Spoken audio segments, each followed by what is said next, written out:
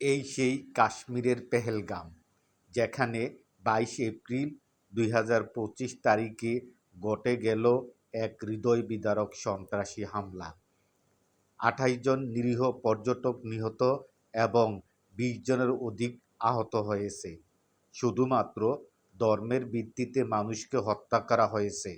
যারা কালিমা বলতে পারেনি তারা বাঁচতে পারেনি। একজন কাশ্মীরি শিয়া মুসলিম সৈয়দ আদিল হোসাইন শাহ নিজে জীবন দিয়ে চেষ্টা করেছেন পর্যটকদের বাঁচাতে। এই হামলার দায় স্বীকার করেছে দ্য রেজিস্ট্যান্স ফ্রন্ট, যারা বাহিরের লোকদের কাশ্মীরে বসতি স্থাপন ঠেকাতে এমন নিষ্ঠুরতা চালিয়েছে। এই কি মানবতা? এই কি প্রতিবাদের ভাষা? এই ঘটনা আমাদের কাঁদায়, ভাবায়। আমরা কি আদৌ নিরাপদ? ধর্ম আর জাতির বাইরে কি আমরা মানুষ হতে পারি না? আমরা নিন্দা জানাই, প্রতিবাদ জানাই, বিচার চাই, আর চাই একটি এমন সমাজ যেখানে বিশ্বাস আর ভালোবাসার উপর কোনো গুলি চলে না।